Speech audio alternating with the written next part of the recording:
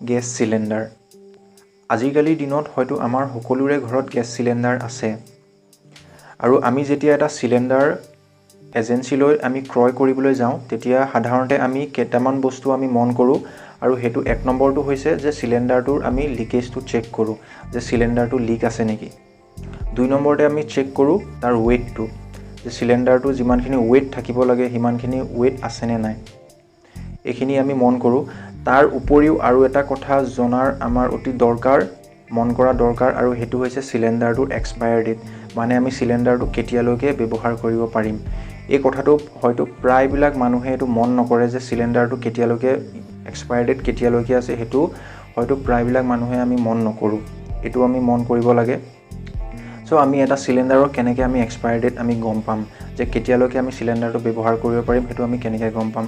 চ' তাক লৈ এই ভিডিঅ'টোত আলোচনা কৰিম। তো ভিডিঅ'টো আপোনালোকে শেষৰলৈকে চাই থাকক। তো নমস্কাৰ বন্ধুসকল, মোৰ নাম হৈছে জাহিৰ আহমেদ। আছামিজ পাঠশালা ইউটিউব চেনেললৈ আপোনালোকক স্বাগতম জনাইছোঁ। তো আহক ভিডিঅ'টো আৰম্ভ কৰোঁ।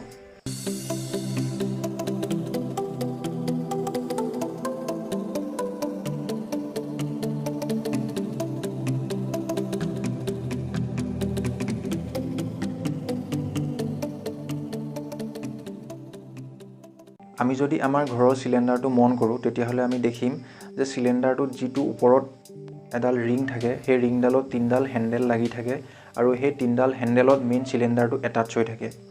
আৰু সেই 3ডাল হেণ্ডেলৰ ভিতৰত যিকোনো এডাল হেণ্ডেলত এটা আখৰ লিখা থাকে, তাত এটা এলফাবেট লিখা থাকে আৰু এলফাবেটটোৰ ছাইডত এটা 2 ডিজিটৰ এটা নাম্বাৰ এটা লিখা থাকে আৰু সেই এলফাবেটটো এৰ পৰা ডিলৈকে হ'ব পাৰে।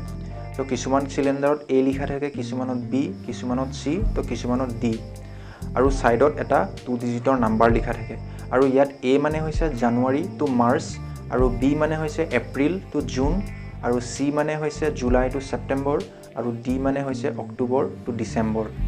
আৰু ছাইডত যিটো 2 ডিজিটৰ এটা নাম্বাৰ লিখা থাকে, সেই নাম্বাৰটোৱে চন বুজায়, অৰ্থাৎ ইয়াৰ বুজায়। অৰ্থাৎ এটা চিলিণ্ডাৰত যদি A25 যদি লিখা থাকে তেতিয়াহ'লে আমি গম পাব লাগিব যে চিলিণ্ডাৰটো আমি 2025 চনৰ মাৰ্চ মাহলৈকে আমি ব্যৱহাৰ কৰিব পাৰিম। চ' এনেকৈ এটা চিলিণ্ডাৰৰ এক্সপায়াৰ ডেট জানিব পাৰি। চ' আপোনালোকে গম পালে যে কেনেকৈ এটা চিলিণ্ডাৰৰ এক্সপায়াৰ ডেট জানিব পাৰি।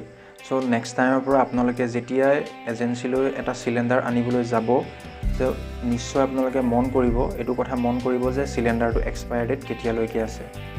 চ' আশা কৰিছোঁ আপোনালোকে ভিডিঅ'টো চাই ভাল পালে।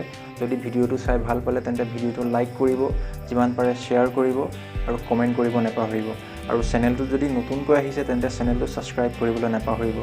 তো লগ পাম এনেকুৱা এটা নতুন ইণ্টাৰেষ্টিং ভিডিঅ'ৰ সৈতে। তেতিয়াহ'লে মই বিদায় লৈছোঁ।